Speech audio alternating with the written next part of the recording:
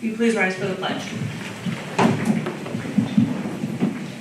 I pledge allegiance to the flag of the United States of America and to the republic for which it stands, one nation, under God, indivisible, with liberty and justice for all. Are there any additions or changes to the agenda? All right, and we don't have any public remarks, so we will move on to routine items.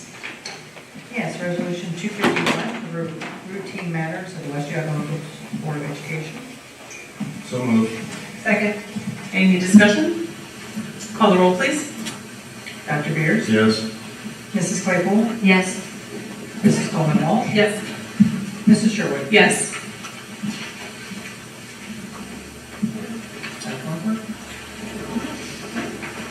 Resolution 252 is a resolution to approve psychological psychologist raises and contractual days for the 2024-2025 school year.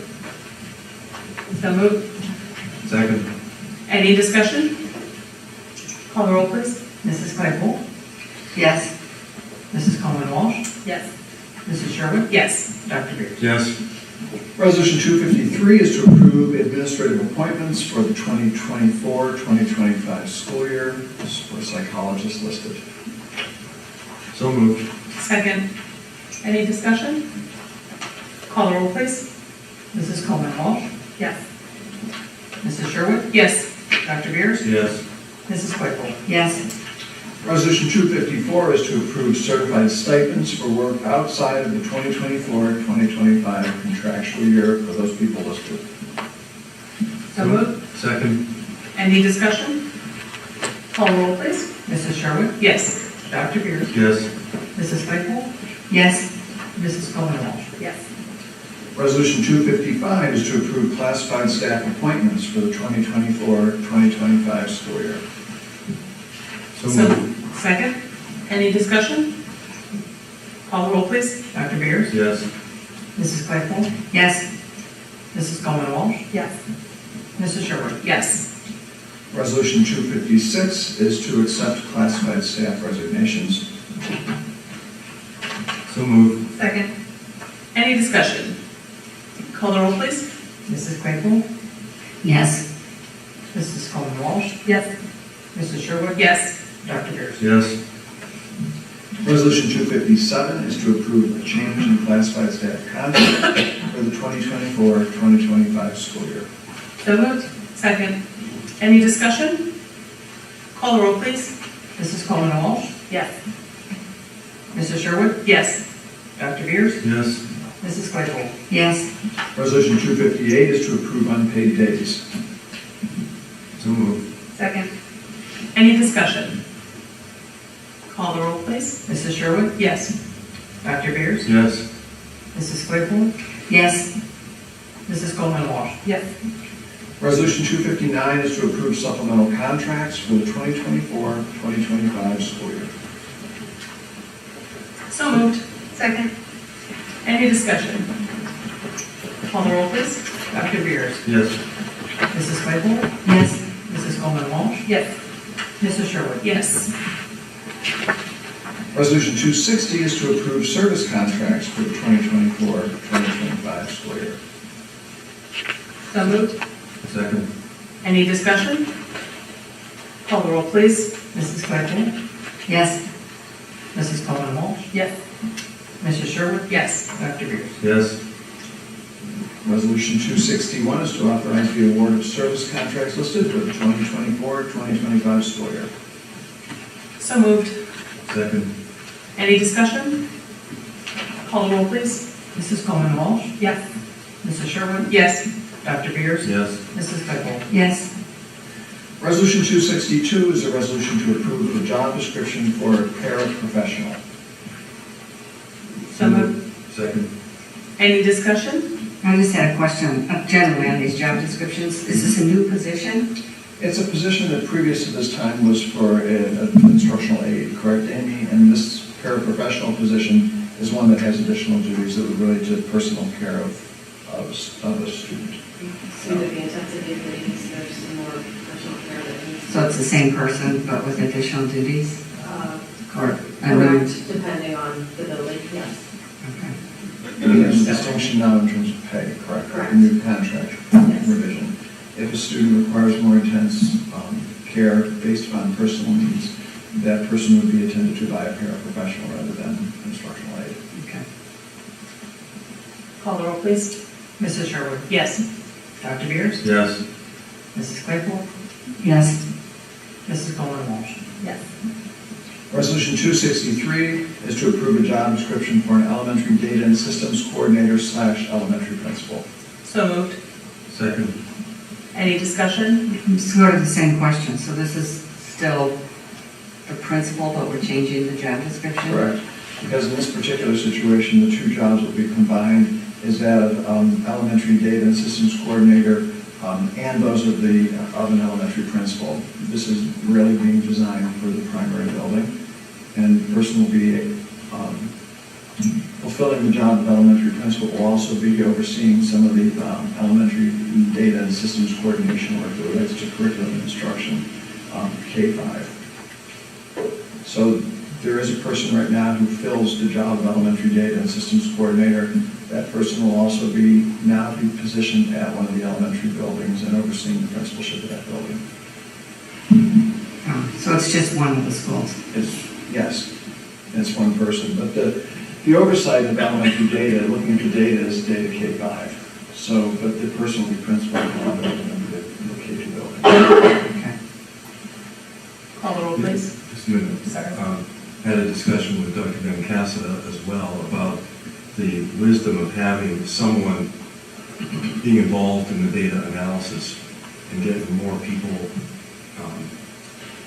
I'll say, trained or experienced in that. I realize this case is going the other way, sort of. But in general, we've got to be careful that we don't get our bench so thin that we don't have multiple people that can handle the job.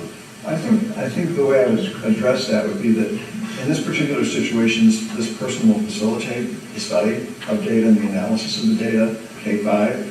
But in accordance with what Dr. Benincasa told you, it's not really just the jobs of the principals, because obviously the principals in those elementary buildings have to have a lot of insight into the analysis of the data.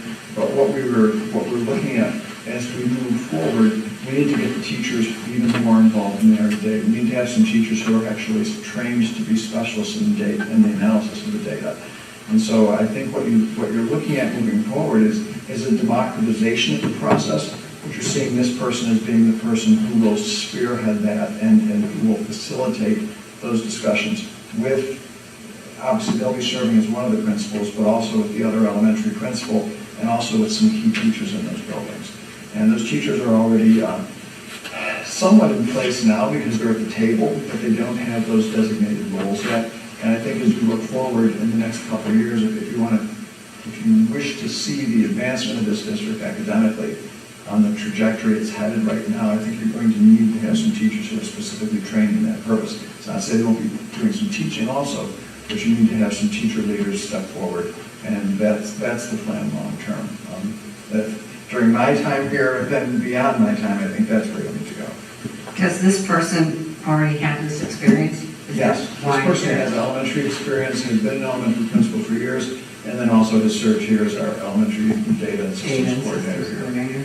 Yeah. When I asked Dr. Harper about this last week, my main concern was making sure that we weren't overloading a principal with duties that were going to overwhelm them and take away from the primary responsibility of running the building. And so it is explained that this is something that is not easily absorbed, but it's easy enough to help find teacher leaders, which is really good for our district too, because we're empowering our educators to take more leadership positions too.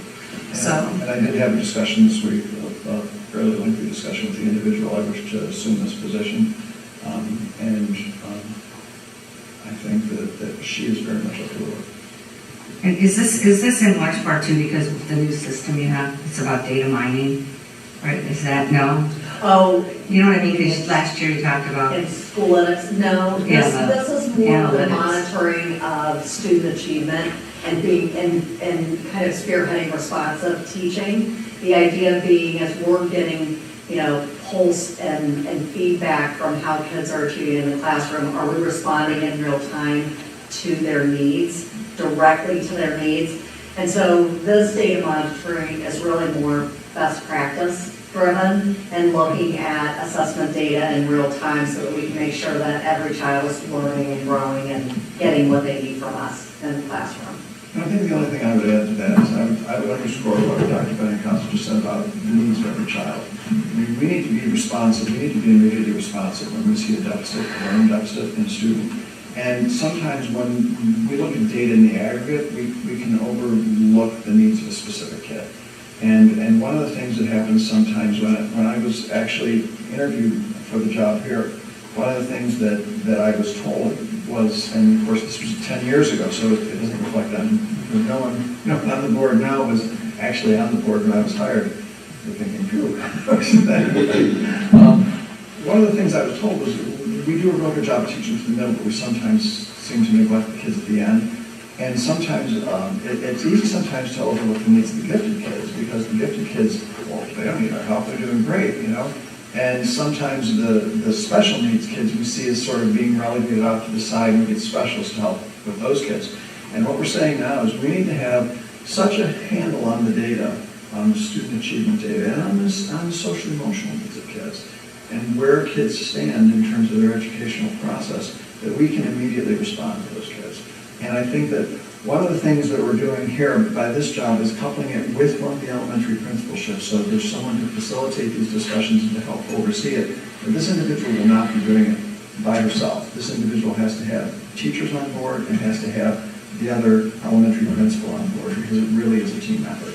And that's what we're looking for in this, is to sort of start that process rolling and to keep it moving. Yeah, because I think historically, it's not new. That's not a new discussion about the kids in the ends.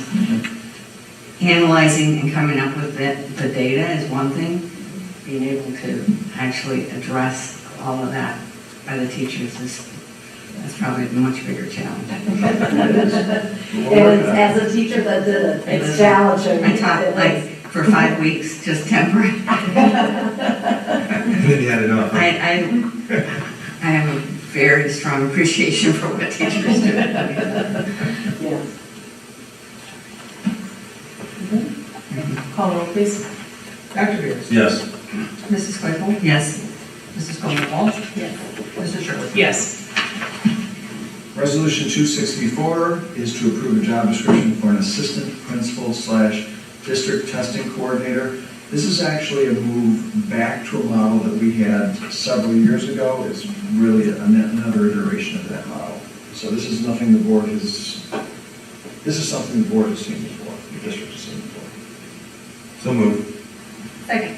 Any discussion? So just to be clear, so these aren't new positions, it's No. just These are people- rearranging and giving job duties and moving them around. Right, and it's really a twofold. And one of the questions that I know was raised by, actually Dr. Beers, I believe, recently was, is this for a short-term plan or is it a long-term plan? It's both, actually, because it's leading to a direction for the district I think we need to pursue, but it also addresses our immediate needs for next year.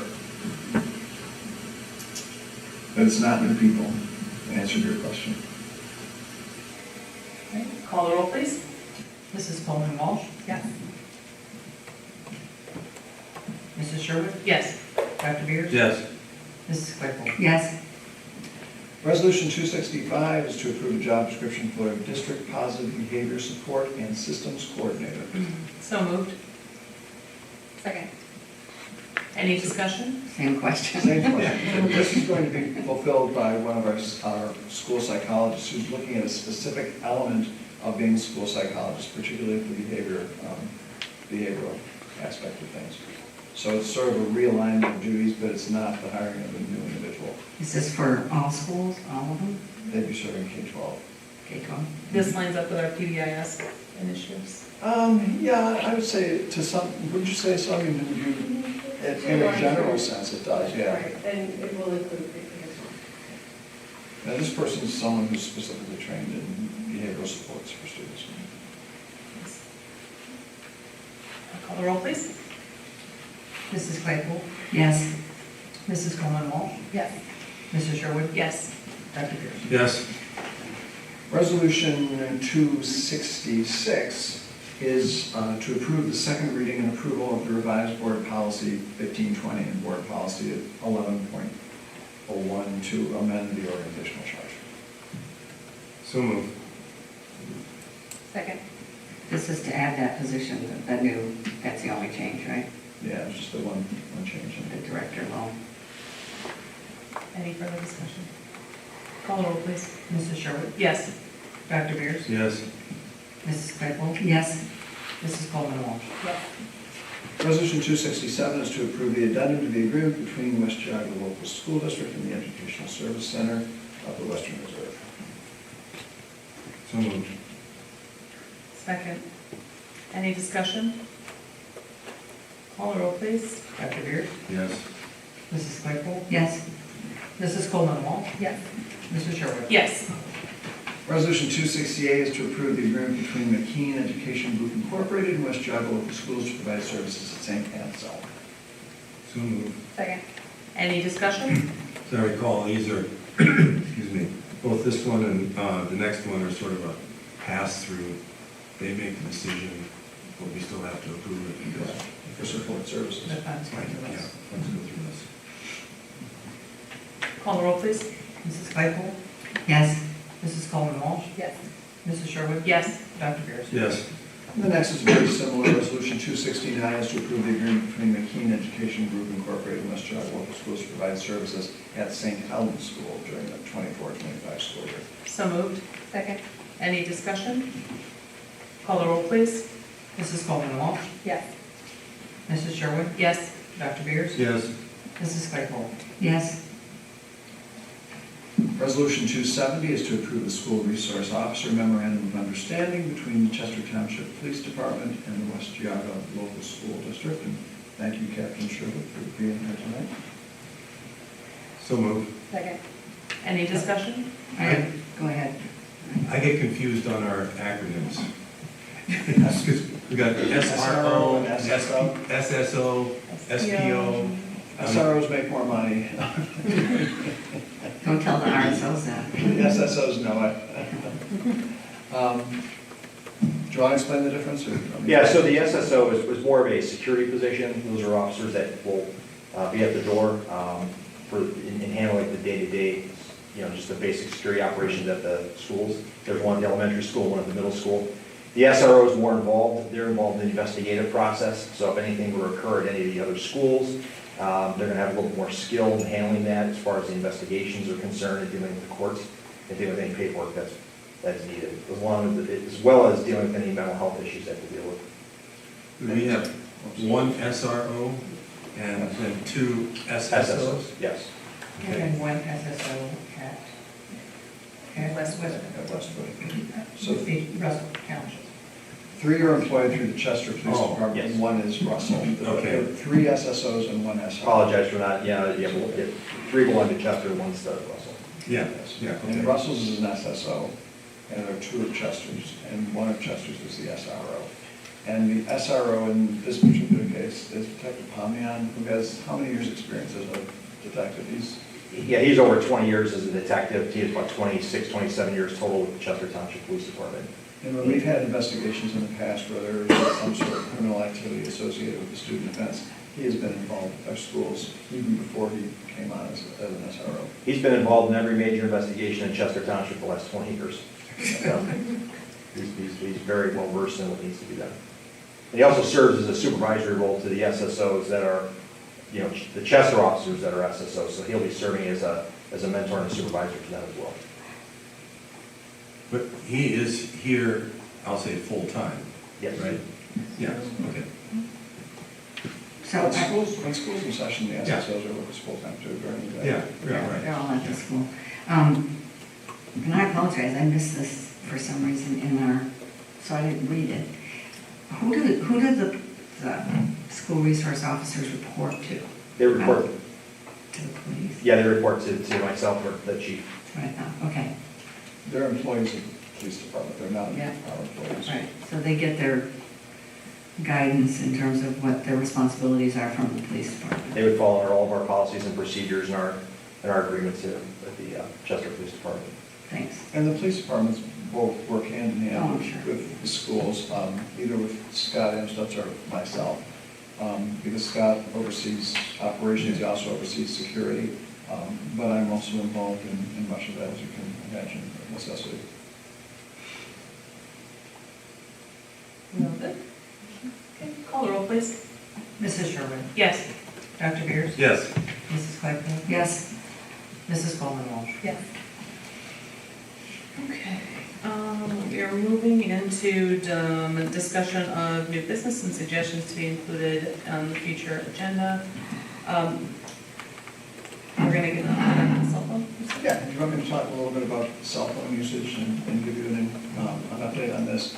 There was a question that arose from one of our families recently with regard to cell phone usage. And I responded to that individual in writing an email, and I had sent copies to each of you as board members, as well as the model copy that was sent out by the Ohio Department of Education. Basically, what is being acknowledged now is that the cell phone usage can have a detrimental effect on student learning in schools. And I don't think that's new to anyone. I don't think anyone's seeing that as some big aha revelation. But what it means in different schools is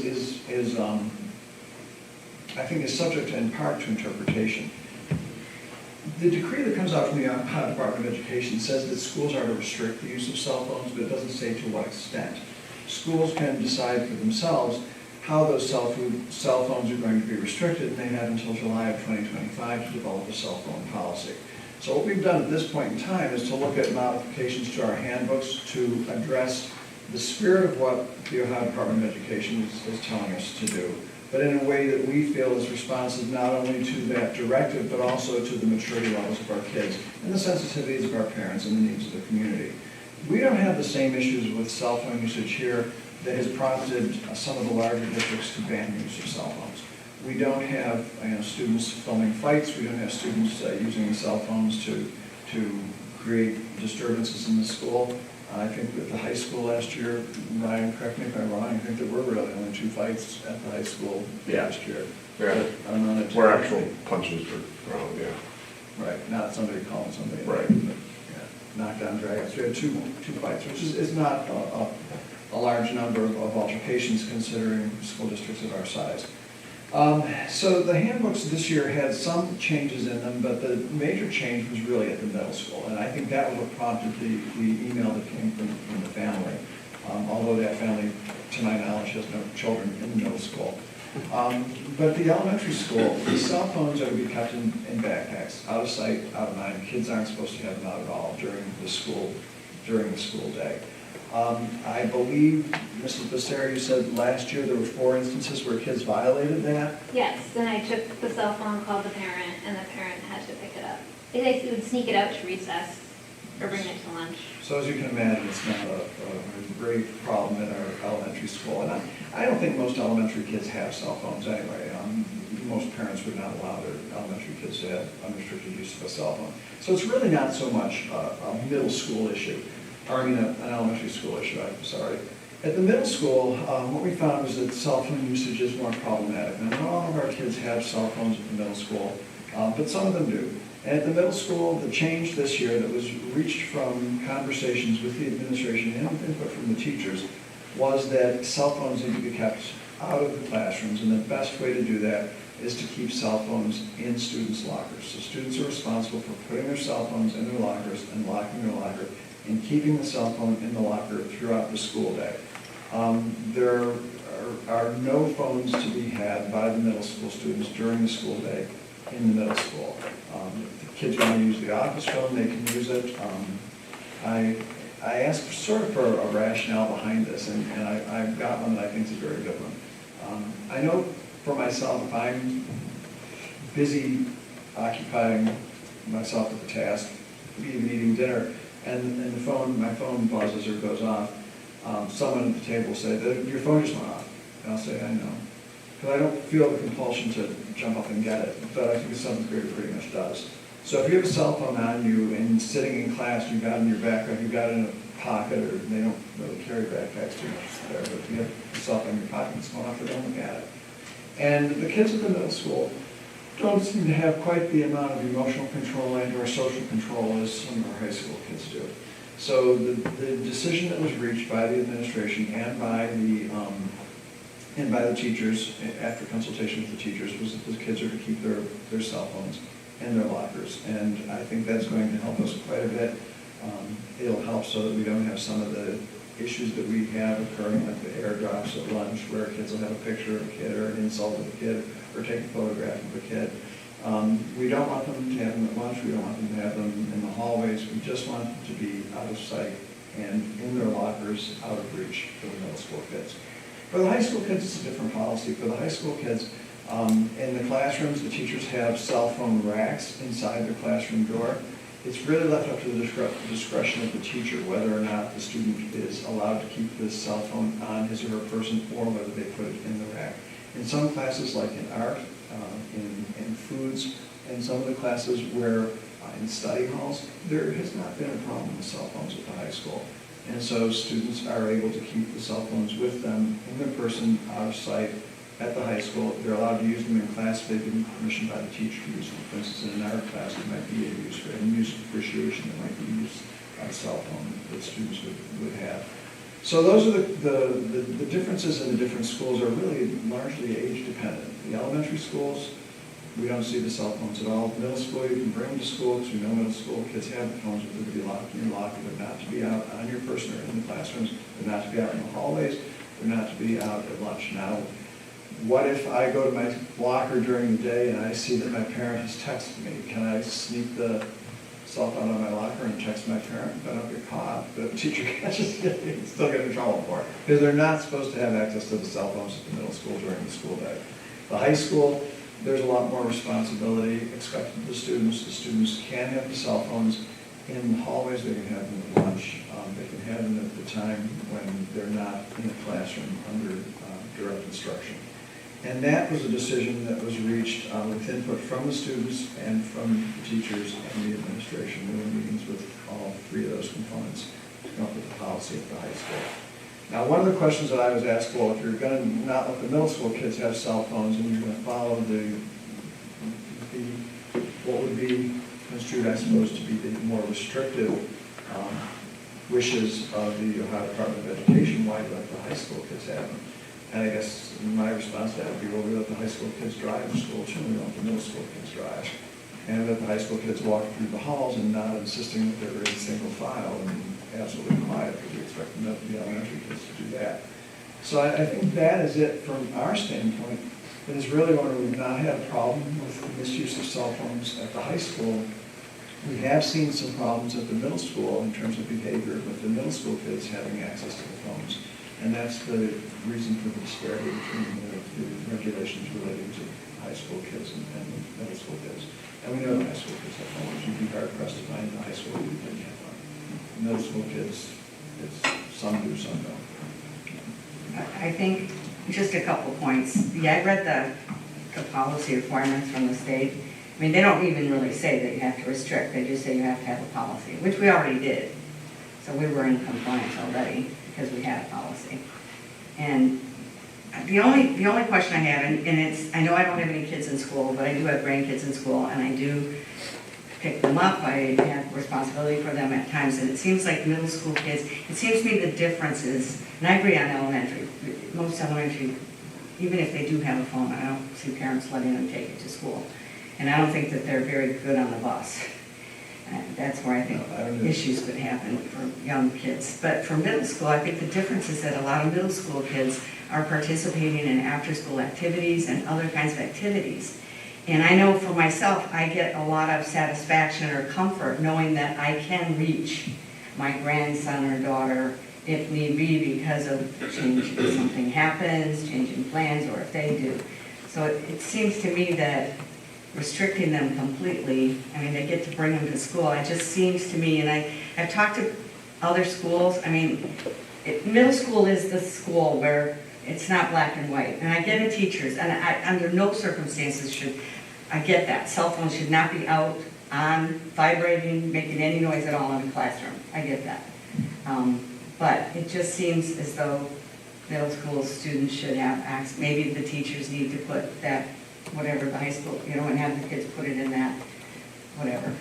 I picture a shoe holder, so I don't That's know. what they look like. Yeah, like, and I get that, but I just think we should think about that, because I do think that's a difference, and I understand there's a big difference too between a 7th and a 6th and an 8th grader, right?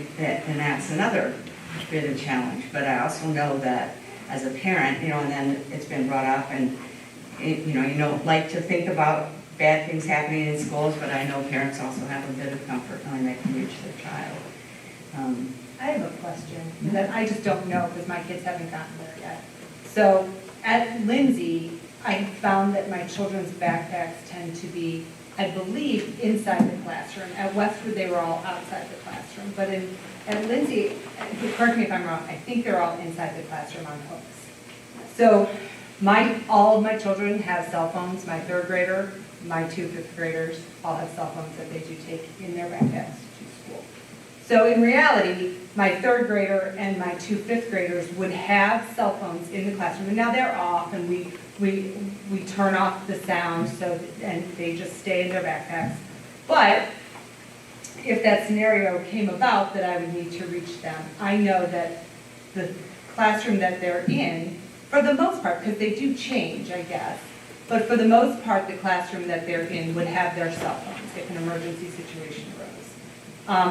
I don't know if they change classes at the middle school, so would it be constantly like putting your phone in a place and then carrying it through the hall later? So they change, so it's not just 7 times. My children will lose their cell phones if they have to put them in every room. I think one of the things to consider is a couple factors to consider, and I'm not, taking an absolute stand here saying I have all the answers, but I know that, I can remember when 9/11 happened, and my kids were in school at the time, and there was a lot of unrest among parents that day. Kids were, parents were rushing to schools, taking kids out, etc. I understand there's a security for the parents sometimes in thinking I have instant access to my kid, but I also think that there is a way for parents to reach their child always through the office. I know that's not exactly what parents want because they want to be able to speak to their kids. And I hear what you're saying about after-school activities. Well, kids can have their phone after school because we're going to have them out of their lockers. I don't know how much lead time that gives. Do you know what I mean? If you're calling a grandparent to say, practice was changed, etc. And I think we'll be very flexible. Sometimes we, depending on the rain, we might cancel cross-country at 12:30 because we know what that afternoon looks like. So I think those kinds of opportunities would let kids come down to the office or, to do that. We also have parents, we are going to have one-to-one Chromebooks, and many of our students communicate with their families during the day through the Chromebook where they email their parents. So there is another level of communication that is facilitated by that. But again, I think any of our teachers will be sensitive to the fact that if I said, my mom was going to pick me up and I need to get a hold of her, come down to the office. Every single classroom has a classroom phone, and I don't think teachers are going to be like, let's stop instruction, use my phone. But I do think that they would be open and willing. And certainly at the end of the day, we expect many of our students to access their phone to kind of figure out, text their parents and say, I'm going to the library, or do all the arrangements that they do. And I can say for a fact, just from years of experience working with middle school kids, there is an element of impulsivity in middle school kids with a phone that can create problems with images, with words. Some of the things middle school kids do tend in many cases, I think, to be more destructive than what the high school kids do with their phones, because the high school kids tend to demonstrate more restraint. And I think they realize the consequences of their actions. I don't think that sometimes the middle school kids even realize the offensive nature of what they do. So, it's something that can be discussed certainly, but I think at this stage of the game, there needs to be some more restrictions on the middle school kids. It's especially harmful to the kid who's the victim of a an offense that is perpetrated by a student with a phone, who's taking a picture or who's posting something in kind. So I think that's the rationale, and Mrs. Sherwood asked me just to sort of give a synopsis to it tonight. I don't want anyone to think this was done hastily. It did involve, particularly in the middle school. I think the middle school is sort of the lightning rod for this, because the high school really didn't change. The policy is the same as it's been, and the elementaries is really the same. The middle school's gotten more restrictive with the idea that the phones are not to be the student person in the classroom. And we did consult other middle schools in the surrounding area to kind of figure out what their policies were. So it's not like Westby is leading the charge at the middle school level towards this end. Many of our similar districts are doing the same thing. When you say similar, I'm not asking to name names, because I'm sure they wouldn't appreciate it if we did. Sure. Because they don't want the topic necessarily brought to them. But are you saying in this geographic area, or are you saying districts that are similar to us in terms of socioeconomic composition? More about high achieving school districts who recognize the adverse impact that cell phone usage and, being concerned about it during the school day, what that does to academic achievement. To be honest, I mean, I hear the academic achievement piece, and I'm not saying I'm not concerned about that, but the academic achievement piece doesn't bother me nearly as much as the social emotional health did. Because I know by experience, having been one and having raised a bunch, I know that middle school kids can be mean. And sometimes they lack the maturity level to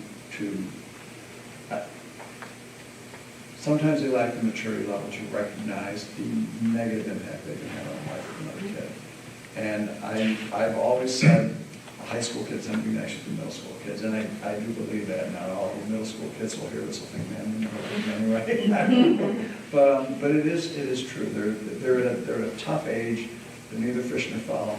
In some cases, if I have to err on the side of treating a middle school student like an elementary student or like a high school student, I'll treat them like an elementary student, just because I think it protects them more.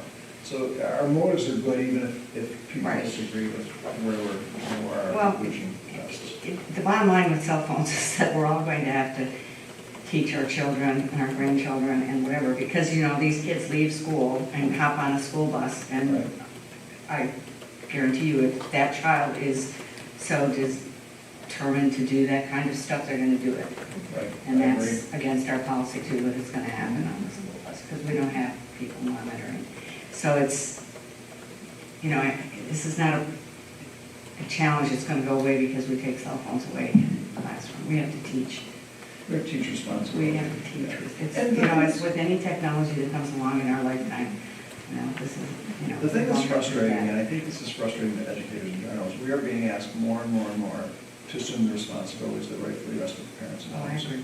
And it's very, very frustrating to me sometimes that I'm being asked as a parent. And, I parented my own kids. I try to be a good example to my grandkids and to teach them. But I never signed up to Right. teach other people's kids how to be. But that's probably just as frustrating for parents who do take responsibility and teach them, gave their kids children phones, and Absolutely. along with that, taught them, and are teaching them how to use it, how not to use it, whatever. So it's frustrating for parents who want their children to have the responsibility and to be accountable and to use the phone properly and to have it, and then they can't because we haven't.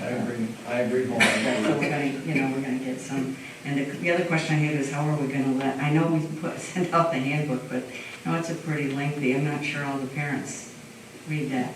How, because I noticed the state also advised that we have some kind of special communication on this.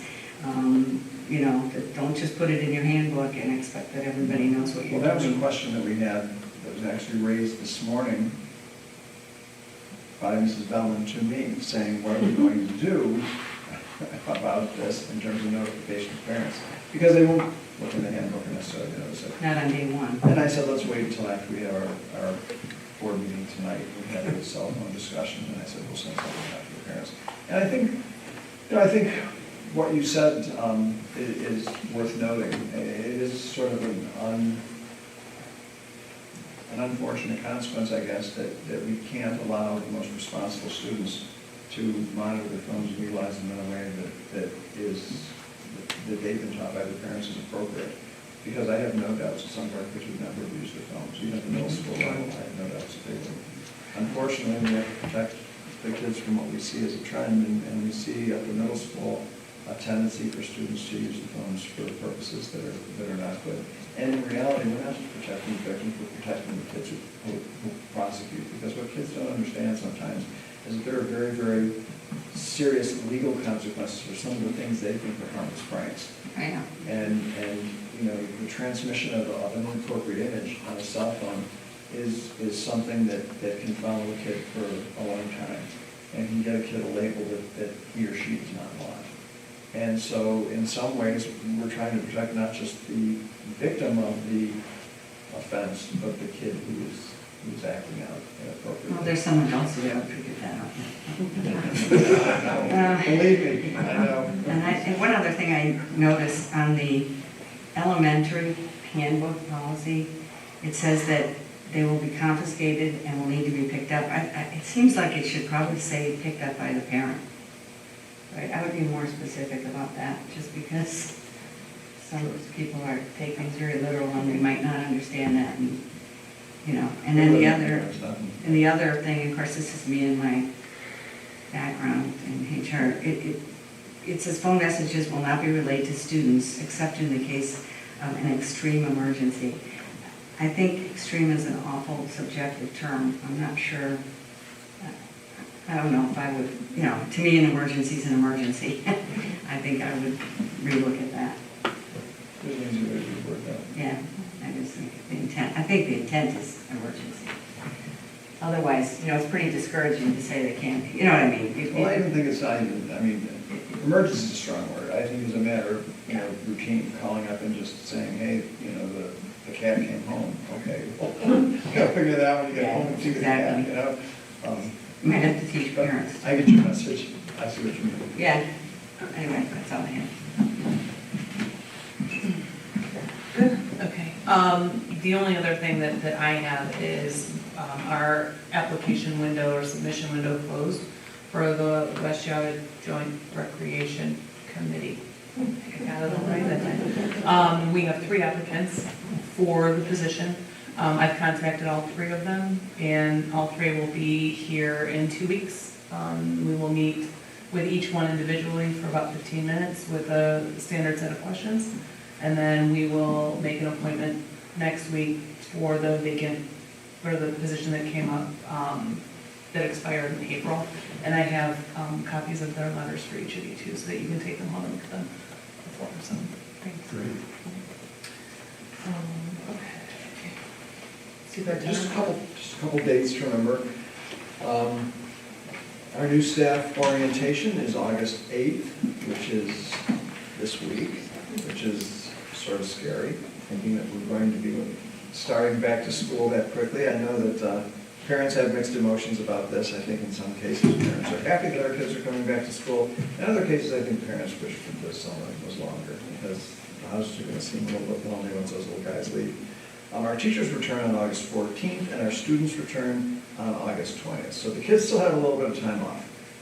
But our new staff will report on the 8th, our teacher will return on August 14th, and then our students return on August 20th. So the sands of summer are running out, and pretty soon we'll all be back in the now 24-25 school year. Anybody have anything? We're going to, we need a motion to go adjourn into executive session. So move. Second. Yeah, we're going to be going in to discuss personal matters, compensation. There will be no action taken after we reconvene.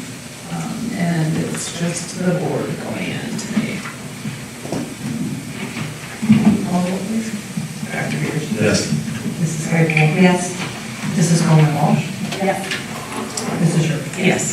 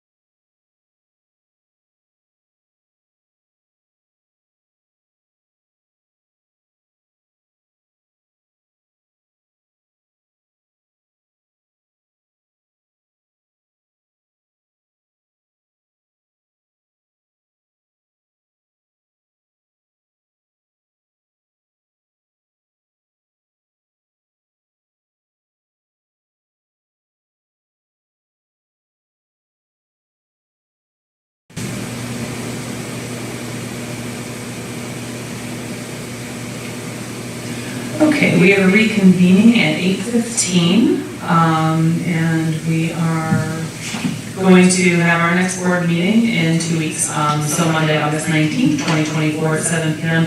here in the board office community room, and do we have a motion to adjourn? So moved. Second.